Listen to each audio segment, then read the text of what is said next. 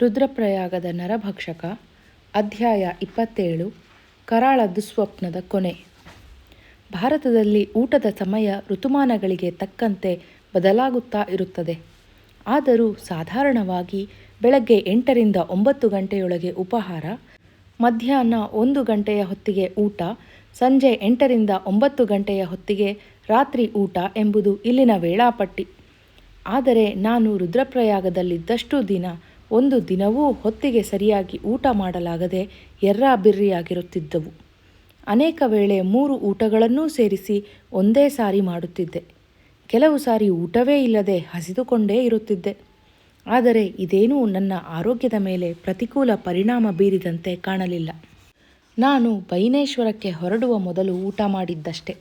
ಅನಂತರ ಪಟೇಲ ಕೊಟ್ಟ ಟೀ ಬಿಟ್ಟರೆ ಬೇರೆ ಯಾವ ಆಹಾರವೂ ಹೊಟ್ಟೆಗೆ ಹೋಗಿರಲಿಲ್ಲ. ಆದ್ದರಿಂದ ಬಂದವನೇ ಊಟ ಮಾಡಿ 1 ಗಂಟೆ ನಿದ್ದೆ ಮಾಡಿ ಅನಂತರ ಗೋಲಾಬಾರಿಯ ಕಡೆಗೆ ಹೊರಟೆ. ಗೋಲಾಬಾರಿಯಲ್ಲಿ ಯಾತ್ರಿಕರ ತಂಗುದಾಣ ನಡೆಸುತ್ತಿದ್ದ ಪಂಡಿತನಿಗೆ ನರಭಕ್ಷಕ ಗೋಲಾಬಾರಿಯ ಕಡೆಗೆ ಬಂದಿದೆ ಎಂದು ಎಚ್ಚರಿಕೆ ಕೊಟ್ಟು ಮುಂಜಾಗ್ರತೆ ವಹಿಸಲು ಹೇಳಬೇಕಿತ್ತು. ನನಗೆ ಗೋಲಾಬಾರಿಯ ಪಂಡಿತ ಚೆನ್ನಾಗಿ ಪರಿಚಯವಾಗಿದ್ದ. ನಾನು ಆ ಕಡೆ ಅಡ್ಡಾಡುವಾಗೆಲ್ಲ ಪಂಡಿತನ ಅಂಗಡಿ ಬಳಿ ನಿಂತು ಹರಟೆ ಹೊಡೆಯದೆ ಬರುತ್ತಿರಲಿಲ್ಲ. ನನಗೆ ಅಲ್ಲಿ ಹೋದಾಗೆಲ್ಲ ಪಂಡಿತ ನರಭಕ್ಷಕನ ಅನೇಕ ಕಥೆಗಳನ್ನೂ ಅಲ್ಲಿಗೆ ಬರುವ ಯಾತ್ರಿಕರು ತಮ್ಮೊಡನೆ ತರುವ ಕಥೆಗಳನ್ನೂ ನನಗೆ ವರದಿ ಮಾಡುತ್ತಿದ್ದ. ನಾನು ತಿಳಿದಂತೆ ಆ ಚಿರತೆ ಕೈಗೆ ಸಿಕ್ಕು ಜೀವಂತ ಉಳಿದವರಲ್ಲಿ ಒಬ್ಬಳು ಹೆಂಗಸು ಬಿಟ್ಟರೆ ಇನ್ನೊಬ್ಬ ಈ ಪಂಡಿತ. ಅವನಿಂದ ಕೇಳಿದ ಚಿರತೆ ಸಂಗತಿಗಳಲ್ಲಿ ನನಗೆ ಇನ್ನೂ ಅಚ್ಚಳಿಯದೆ ನೆನಪಿರುವುದು ಒಬ್ಬಳು ಗುಡ್ಡಗಾಡಿನ ಹೆಂಗಸು ಬಲಿಯಾದ ವಿಚಿತ್ರ ದುರಂತ. ಪಂಡಿತನಿಗೆ ಚೆನ್ನಾಗಿ ಪರಿಚಯವಿದ್ದ ಈಕೆ ಒಂದು ದಿನ ರುದ್ರಪ್ರಯಾಗದ ಪೇಟೆಗೆ ಬಂದಿದ್ದವಳು ವಾಪಸ್ ಹೋಗಬೇಕಾದರೆ ಗೋಲಾಬಾರಿಯ ಬಳಿಯೇ ಕತ್ತಲಾಯಿತಂತೆ. ಆ ಭಯಾನಕ ಪ್ರದೇಶದಲ್ಲಿ ಕತ್ತಲಾದ ಬಳಿಕ ಗುಡ್ಡದ ಮೇಲೆ ತುಂಬ ದೂರದಲ್ಲಿದ್ದ ಹಳ್ಳಿಗೆ ಹೋಗುವ ಧೈರ್ಯ ಅವಳಿಗೆ ಇರುವುದಾದರೂ ಹೇಗೆ? ಆಕೆ ನಿರ್ವಾಹವಿಲ್ಲದೆ ಬಂದು ಪಂಡಿತನ ಮನೆ ಬಾಗಿಲು ತಟ್ಟಿ ರಾತ್ರಿ ಎಲ್ಲಾದರೂ ಮಲಗಲು ಜಾಗ ಕೊಡೆಂದು ಕೇಳಿದಳು. ಪಂಡಿತ ಇದಕ್ಕೆ ಒಪ್ಪಿ ಅವಳಿಗೆ ಉಗ್ರಾಣದಲ್ಲಿ ಮಲಗಲು ಜಾಗ ತೋರಿಸಿದ. ಉಗ್ರಾಣಕ್ಕೆ ಬಾಗಿಲುಗಳಿರಲಿಲ್ಲ. ಒಂದು ಕಡೆ ಪಂಡಿತ ಯಾತ್ರಿಕರಿಂದ ಕೊಂಡಿದ್ದ ದಿನಸಿ ಸಾಮಾನುಗಳ ರಾಶಿಯೂ ಮಣ್ಣಿನ ಅಡ್ಡಗೋಡೆಯೂ ಇತ್ತು. ಇನ್ನೊಂದು ಕಡೆಗೆ ಸುಮಾರು 50 ಜನ ಯಾತ್ರಿಕರು ಮಲಗಿದ್ದರು. ಅವರ ನಡುವೆ ಅವಳಿಗೆ ಮಲಗಲು ಜಾಗ ಮಾಡಿಕೊಟ್ಟಿದ್ದರಿಂದ ಅದು ಸಾಕಷ್ಟು ಸುರಕ್ಷಿತ ಜಾಗವಾಗಿತ್ತು. ಆ ಉಗ್ರಾಣ ವಾಸ್ತವವಾಗಿ 3 ಕಡೆಗಳಿಗೆ ಗೋಡೆ ಕಟ್ಟಿದ್ದ ಹುಲ್ಲು ಮಾಡಿನ ಮನೆ. ರಸ್ತೆ ಕಡೆಗೆ ಮುಖ ಮಾಡಿದ್ದ ಭಾಗದಲ್ಲಿ ಅದಕ್ಕೆ ಬಾಗಿಲುಗಳಿರಲಿಲ್ಲ. ಹೆಂಗಸು ಅಲ್ಲಿ ಮಲಗಿದಾಗ ಆಗಲೇ ಅಲ್ಲಿ ಯಾತ್ರಿಕರ 4 ಸಾಲುಗಳು ಹಾಸಿಗೆ ಹಾಸಿಕೊಂಡು ಮಲಗಿದ್ದುವು. ನಡುರಾತ್ರಿಯಲ್ಲಿ ಮಲಗಿದ್ದ ಯಾತ್ರಿಕರ ಗುಂಪಿನಿಂದ ಒಬ್ಬ ಹೆಂಗಸು ಗಟ್ಟಿಯಾಗಿ ಚೀರಿ ಎಲ್ಲರ ನಿದ್ದೆಗೆಡಿಸಿದಳು. ಎಲ್ಲರಿಗೂ ಎಚ್ಚರ ಆದಾಗ ಆಕೆ ತನ್ನ ಕಾಲಿಗೆ ಚೇಳು ಕಚ್ಚಿತೆಂದು ಚೀರಾಡುತ್ತಿದ್ದಳು. ಅಲ್ಲಿ ದೀಪವಿರಲಿಲ್ಲ. ಆದರೂ ಕೆಲವರು ಬೆಂಕಿ ಕಡ್ಡಿ ಕೊರೆದು ಆಕೆಗೆ ಚೇಳು ಕಚ್ಚಿದ್ದೆಲ್ಲಿ ಎಂದು ನೋಡಿದರು. ಆಕೆಯ ಕಾಲಿನ ತುದಿಯಲ್ಲಿ ಗೀರಿದಂತಾಗಿ ರಕ್ತ ಬರುತ್ತಿತ್ತು. ಅಲ್ಲಿದ್ದವರೆಲ್ಲ ಇಷ್ಟು ಸಣ್ಣ ವಿಷಯಕ್ಕೆಲ್ಲ ಚೀರಿ ಗಲಾಟೆ ಮಾಡಿದೆಯಲ್ಲ ಎಂದು ಆಕೆಯನ್ನು ದೂಷಿಸಿ ಚೇಳು ಕಚ್ಚಿದರೆ ಕಚ್ಚಿದಲ್ಲಿ ರಕ್ತ ಬರುವುದಿಲ್ಲವೆಂದು, ಆದ್ದರಿಂದ ಅವಳಿಗೆ ಕಚ್ಚಿರುವುದು ಚೇಳಲ್ಲವೆಂದು ತೀರ್ಮಾನಿಸಿ ಗೊಣಗುತ್ತಾ ಮಲಗಿದರು. ಬೆಳಗ್ಗೆ ಮಾವಿನ ಮರದ ಬಳಿ ಬೆಟ್ಟದ ತಪ್ಪಲಿನಲ್ಲಿದ್ದ ತನ್ನ ಮನೆಯಿಂದ ಯಾತ್ರಿಕರ ನಿವಾಸದ ಬಳಿಗೆ ಪಂಡಿತ ಬರುತ್ತಿರಬೇಕಾದರೆ ಯಾತ್ರಿಕರ ತಂಗುದಾಣದಿಂದ ಕೊಂಚ ದೂರದಲ್ಲಿ ರಸ್ತೆಯ ಬಳಿ ಆ ಗುಡ್ಡಗಾಡು ಹೆಂಗಸಿನ ಸೀರೆ ಬಿದ್ದಿರುವುದನ್ನು ಪಂಡಿತ ನೋಡಿದ. ಆ ಸೀರೆಯ ಮೇಲೆಲ್ಲ ರಕ್ತದ ಕಲೆಗಳಿದ್ದವು. ಪಂಡಿತ ಆಕೆಗೆ ಅವನ ದೃಷ್ಟಿಯಲ್ಲಿ ಅತ್ಯಂತ ಸುರಕ್ಷಿತ ಸ್ಥಳ ಎಂದು ತಿಳಿದದ್ದನ್ನೇ ಕೊಟ್ಟಿದ್ದ. ಸುತ್ತಮುತ್ತ 50 ಜನ ಯಾತ್ರಿಕರು ಮಲಗಿರಬೇಕಾದರೆ ಅಲ್ಲಿ ಮಲಗಿದ್ದ ಯಾತ್ರಿಕರ ಹೆಂಗಸಿಗೆ ಅಕಸ್ಮಾತಾಗಿ ಉಗುರು ತಾಗಿಸಿದ್ದನ್ನು ಬಿಟ್ಟರೆ ಇನ್ನು ಯಾವುದೇ ಸುಳಿವನ್ನೂ ಕೊಡದೆ ಚಿರತೆ ಆಕೆಯನ್ನು ಹೊತ್ತೊಯ್ದಿದ್ದು ಹೇಗೆಂದು ಯಾರಿಗೂ ಅರ್ಥವಾಗಲಿಲ್ಲ. ಪಂಡಿತನ ಪ್ರಕಾರ ಆ ಚಿರತೆ ಸುತ್ತೆಲ್ಲ ಇದ್ದ ಯಾತ್ರಿಕರನ್ನು ಬಿಟ್ಟು ಆ ಗುಡ್ಡಗಾಡಿನ ಹೆಂಗಸನ್ನೇ ಆರಿಸಿದ್ದಕ್ಕೆ ಕಾರಣ ಆಕೆಯೊಬ್ಬಳೇ ಅಲ್ಲಿ ಮಲಗಿದ್ದವರ ಗುಂಪಿನಲ್ಲಿ ಬಣ್ಣದ ಬಟ್ಟೆ ಧರಿಸಿದ್ದವಳು ಎಂಬುದು. ಅದೇನೂ ನನಗೆ ಸಮರ್ಪಕ ವಿವರಣೆ ಎಂದು ತೋರಲಿಲ್ಲ. ನನಗೆನ್ನಿಸುವುದು ಚಿರತೆಗೆ ಆಕೆ ಸ್ಥಳೀಯ ಹೆಂಗಸಾಗಿದ್ದರಿಂದ ಮಿಕ್ಕ ಅಪರಿಚಿತ ವಾಸನೆಗಳ ನಡುವೆ ಆಕೆಯ ವಾಸನೆ ಪರಿಚಿತವಾಗಿ ತೋರಿ ಆಹಾರವೆಂದು ಪತ್ತೆ ಮಾಡಲು ಸುಲಭವಾಗಿರಬಹುದು. ಅಥವಾ ಅವಳ ದುರದೃಷ್ಟವೋ ಅವಳ ವಿಧಿಯೋ ಇಲ್ಲವೇ ಚಿರತೆ ಭಯದಿಂದ ಅವಳು ಅಲ್ಲಿ ಮಲಗಿದ್ದು ಯಾವುದೋ ನಮಗೆ ವಿವರಿಸಲ ಸಾಧ್ಯವಾದ ರೀತಿಯಿಂದ ನರಭಕ್ಷಕನನ್ನು ಆಕರ್ಷಿಸಿತೋ ಯಾರಿಗೆ ಗೊತ್ತು. ಈ ಘಟನೆ ಸಂಭವಿಸಿದ ಕೆಲವೇ ದಿನಗಳಲ್ಲಿ ಪಂಡಿತನೇ ಚಿರತೆ ಕೈಯಲ್ಲಿ ಸಿಕ್ಕಿಕೊಂಡು ಬಚಾವಾಗಿದ್ದು ಮಾತ್ರ ಎದೆ ಝಲ್ಲೆನಿಸುವ ಸಂಗತಿ. ಅವನು ಚಿರತೆ ಕೈಗೆ ಸಿಕ್ಕಿಕೊಂಡ ದಿನ ತಿಂಗಳುಗಳನ್ನು ನಾವು ಬೇಕಾದರೆ ಆಸ್ಪತ್ರೆ ದಾಖಲೆಗಳಿಂದ ಪಡೆದು ದೃಢಪಡಿಸಿಕೊಳ್ಳಬಹುದಿತ್ತು. ಅವೆಲ್ಲ ನನ್ನ ಕಥೆಗೀಗ ಅನಗತ್ಯ. 1921 ಬೇಸಿಗೆಯಲ್ಲಿ ನಾನು ಅವನನ್ನು ಸಂಧಿಸುವುದಕ್ಕೂ 4 ವರ್ಷ ಮುಂಚೆ ಎಂದು ಹೇಳಿದರೆ ಸಾಕು. ಒಂದು ಸಂಜೆ ಮದ್ರಾಸಿನಿಂದ 10 ಜನ ಯಾತ್ರಿಕರು ಪಂಡಿತನ ತಂಗುದಾಣಕ್ಕೆ ಆಗಮಿಸಿದರು.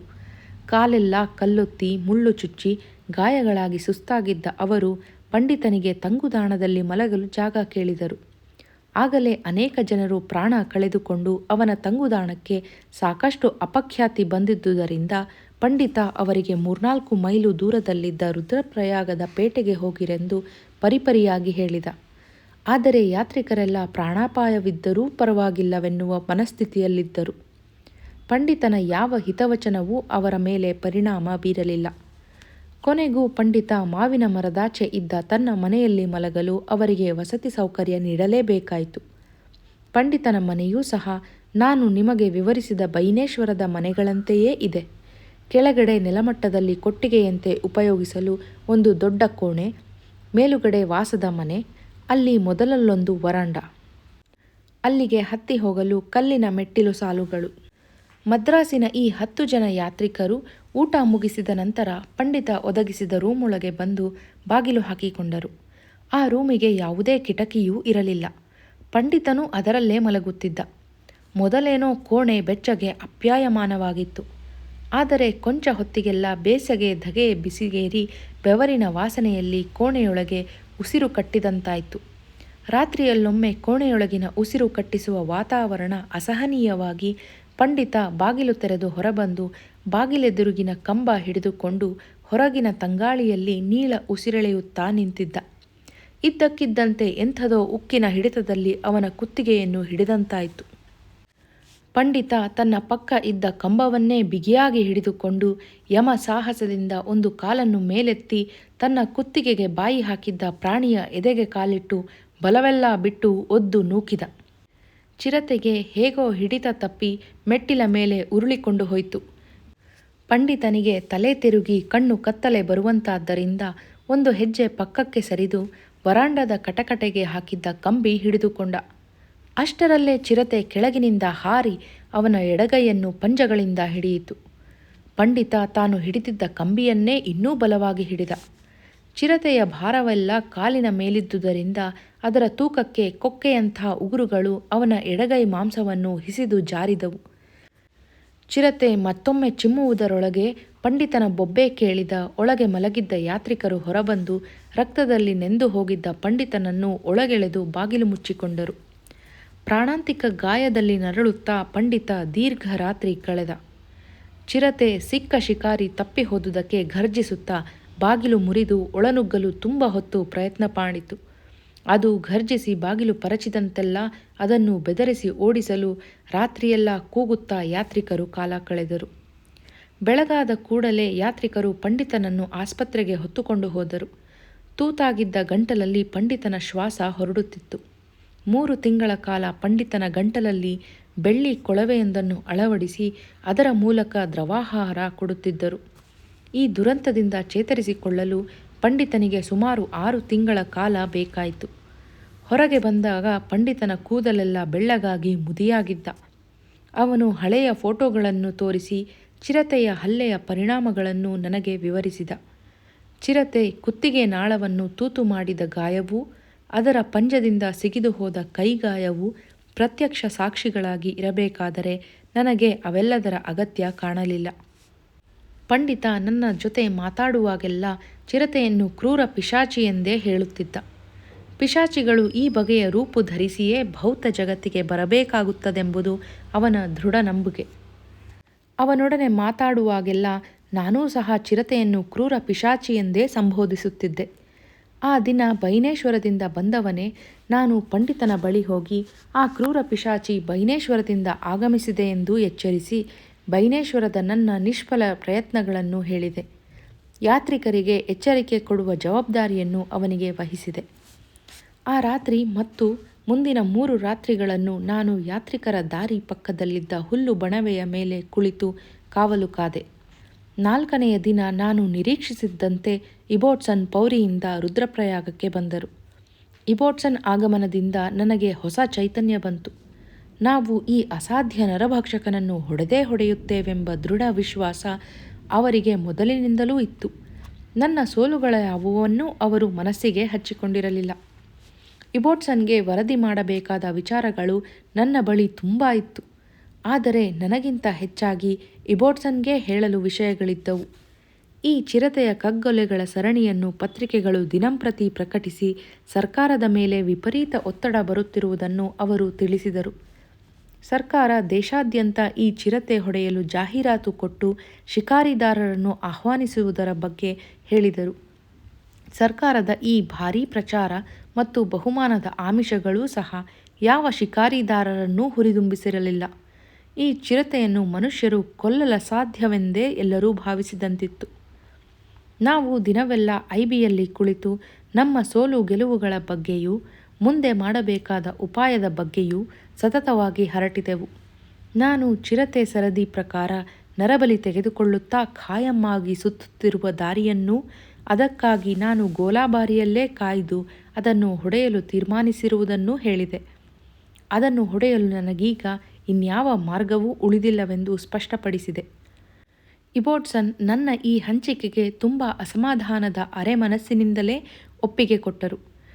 ಮತ್ತೆ ಇನ್ನೂ 10 ದಿನ ರಾತ್ರಿ ಕಾಯುವುದೆಂದರೆ ನನ್ನ ಆರೋಗ್ಯಕ್ಕೆ ಧಕ್ಕೆ ಎನ್ನುವುದು ಅವರ ಆಗ್ರಹ.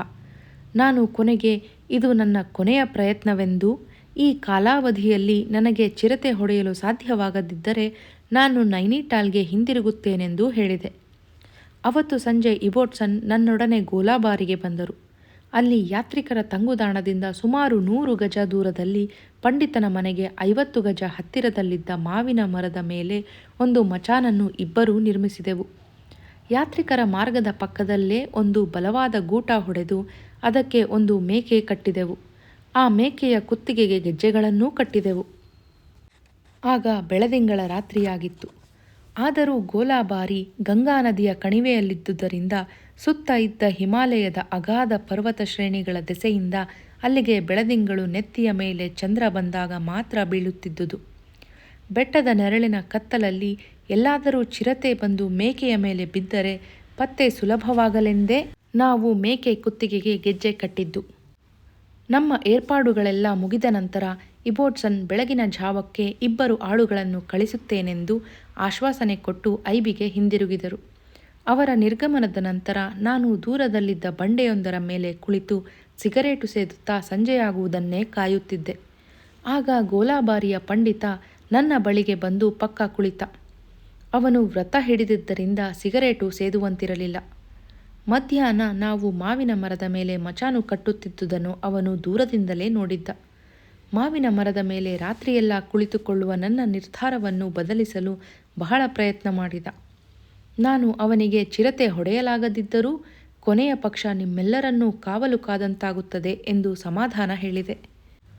ಅವತ್ತು ರಾತ್ರಿ ದೂರದ ಪರ್ವತಗಳ ಮೇಲೆ ಕಾಡು ಕುರಿಯೊಂದು ಕೂಗಿದ್ದಲ್ಲದೆ ಮತ್ತೇನೂ ಸದ್ದು ಕೇಳಲಿಲ್ಲ.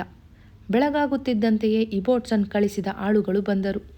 ನಾನು ಮರ ಇಳಿದು ಅವರಿಗೆ ನನ್ನ ಹಾಸಿಗೆ ಹೊದಿಕೆಗಳನ್ನು ತರಲು ಹೇಳಿ ದಾರಿಯಲ್ಲಾದರೂ ಚಿರತೆ ಹೆಜ್ಜೆ ಗುರುತುಗಳು ಕಾಣುತ್ತವೆಯೇ ಎಂದು ನೋಡುತ್ತಾ ಐಬಿ ಕಡೆಗೆ ಹೊರಟೆ. ಮುಂದೆ ನಾನು ಆ ಮಾವಿನ ಮರದ ಮೇಲೆ ಕಳೆದ 9 ದಿನಗಳಲ್ಲೂ ಯಾವುದೇ ಗಮನಾರ್ಹ ಘಟನೆಗಳು ಸಂಭವಿಸಲಿಲ್ಲ. ದಿನ ಜನರೊಡನೆ ಮಾವಿನ ಮರದ ಬಳಿಗೆ ಹೋಗುತ್ತಿದ್ದೆ. ನಾನು ಮರ ಹತ್ತಿ ಕುಳಿತಾದ ಮೇಲೆ ಅವರು ಐಬಿಗೆ ಹಿಂದಿರುಗುತ್ತಿದ್ದರು.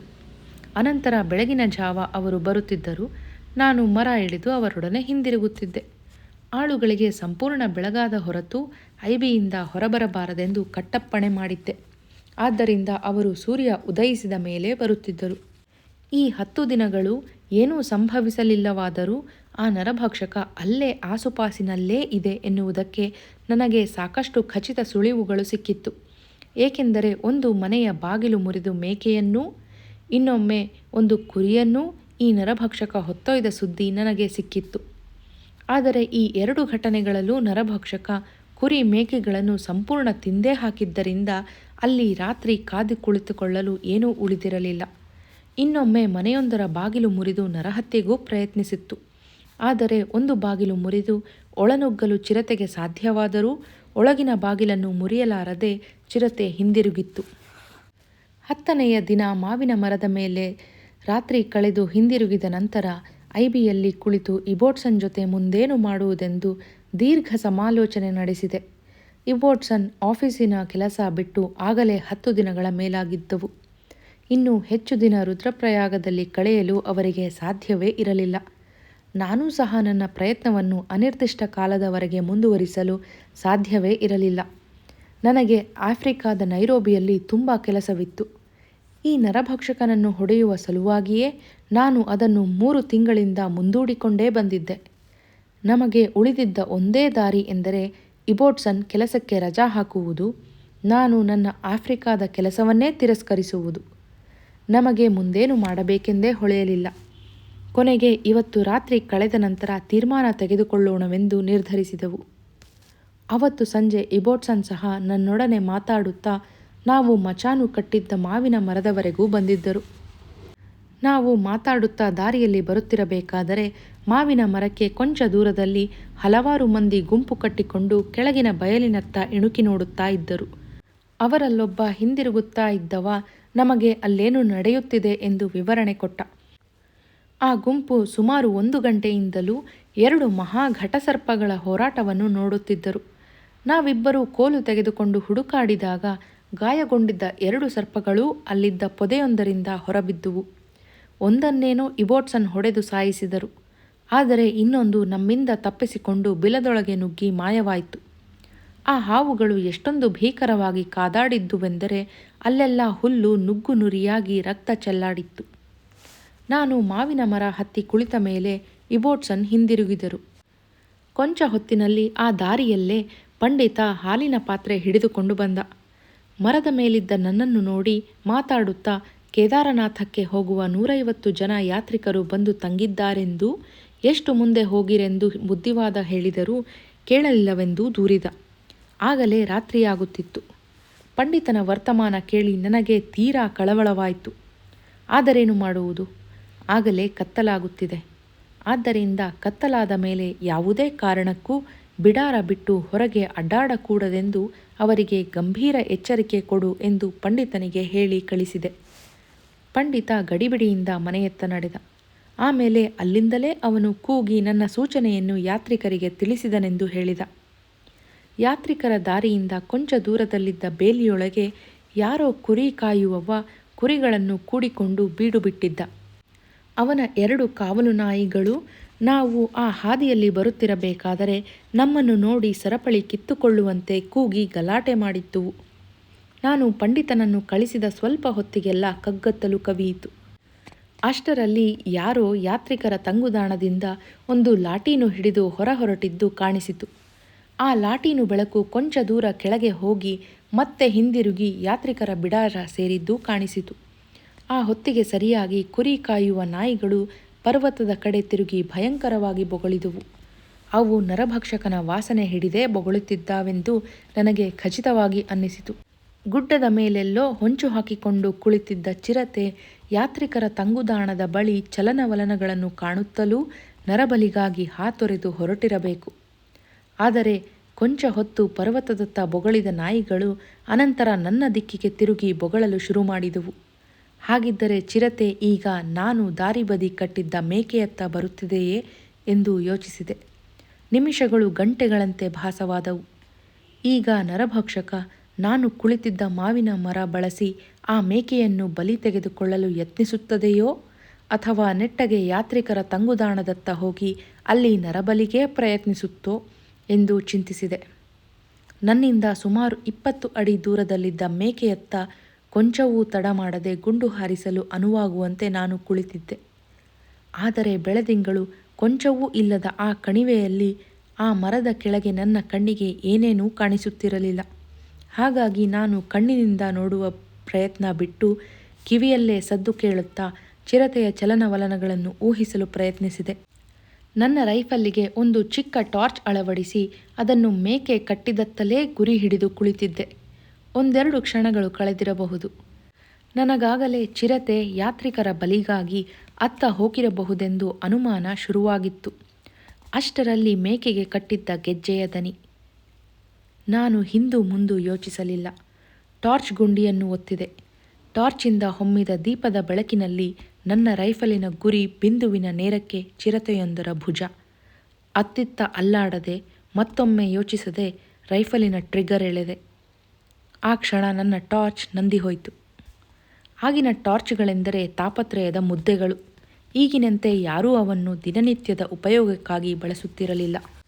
ನನ್ನ ಬಳಿ ಇದ್ದುದಂತೂ ನಾನು ನೋಡಿದ ಮೊಟ್ಟ ಮೊದಲ ಟಾರ್ಚು. ಅದರ ಸೆಲ್ಗಳೇ ಹಾಳಾಗಿದ್ದವೋ ಅಥವಾ ಮತ್ತೇನಾದರೂ ತೊಂದರೆಯಿತ್ತೋ ತಿಳಿದು ಸರಿ ಮಾಡಲು ನನಗೆ ಗೊತ್ತಿರಲಿಲ್ಲ. ಗುಂಡೇನೋ ಹಾರಿಸಿದ್ದೆ. ಆದರೆ ಅದರ ಪರಿಣಾಮವೇನಾಯಿತೆಂದು ತಿಳಿಯಲು ನನ್ನ ಬಳಿ ಯಾವ ಬೆಳಕೂ ಇರಲಿಲ್ಲ.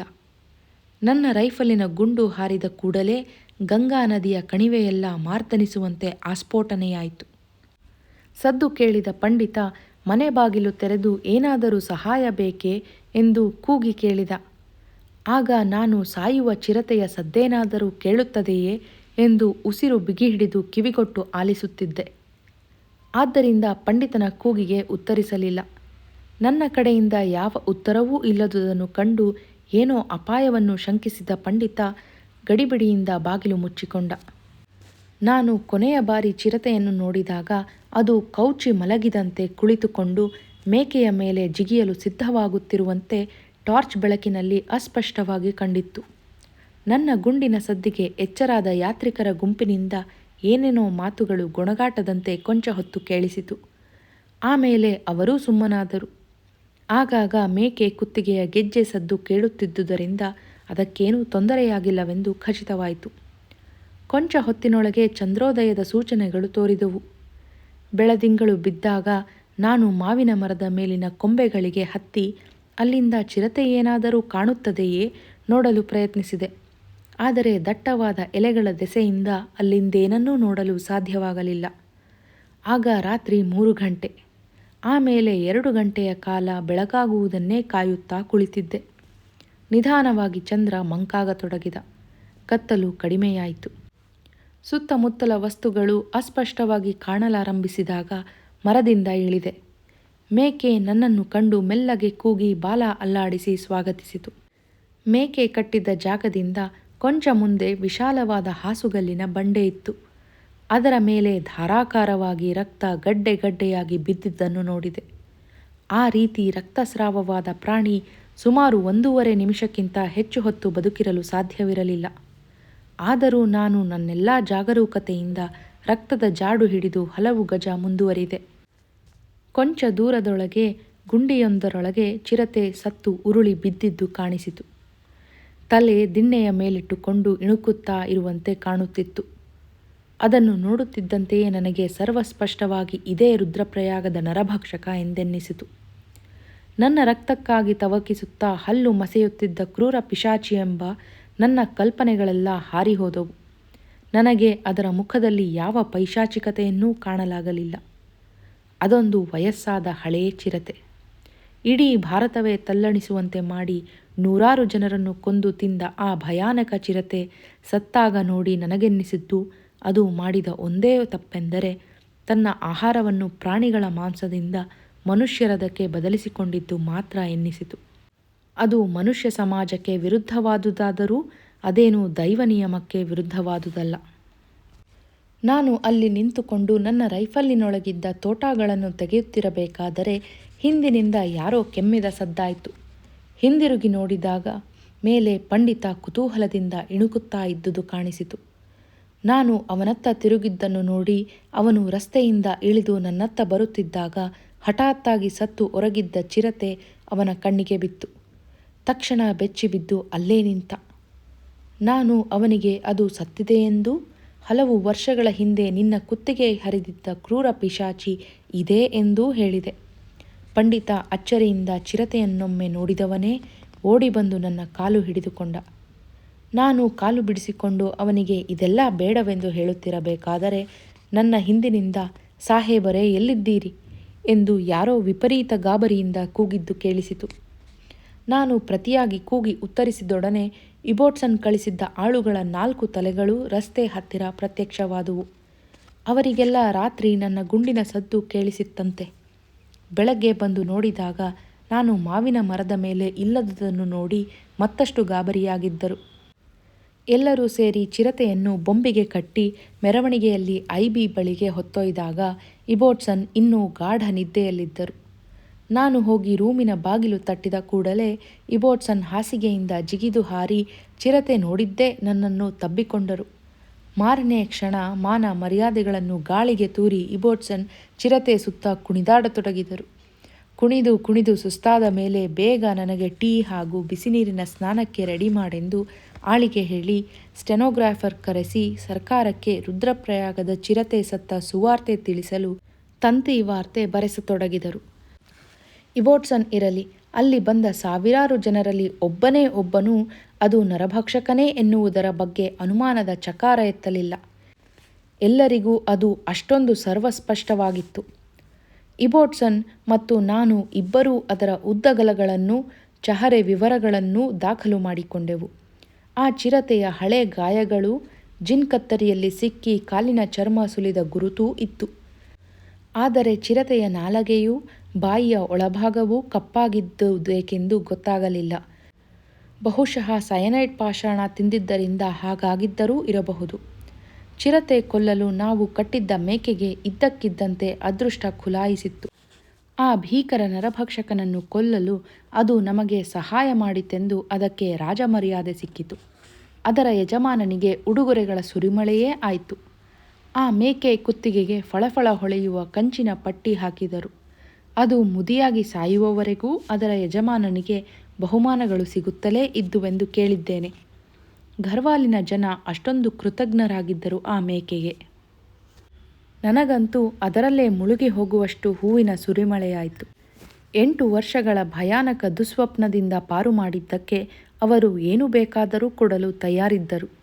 ಅಲ್ಲಿ ಬಂದವರಲ್ಲಿ ಅನೇಕರು ಚಿರತೆಯನ್ನು ನೋಡಿ, ಸಾಹೇಬರೇ, ನನ್ನ ಇದ್ದೊಬ್ಬ ಮಗನನ್ನೂ ತಿಂದು ನನ್ನ ಮನೆ ನಿರ್ವಂಶ ಮಾಡಿತ್ತು ಇದು ಎಂದೋ, ನನ್ನ ಗಂಡನನ್ನು ಕೊಂದು ನಮ್ಮನ್ನು ಬೀದಿ ಬಿಖಾರಿ ಮಾಡಿತು ಈ ಪಿಶಾಚಿ ಎಂದು ಕಣ್ಣೀರ್ಗರೆಯುತ್ತಾ ಉದ್ಗರಿಸಿ ಅದನ್ನು ಕೊಂದ ನನ್ನ ಕಾಲಿಗೆ ಬೀಳಲು ಮುಂದಾಗುತ್ತಿದ್ದರು.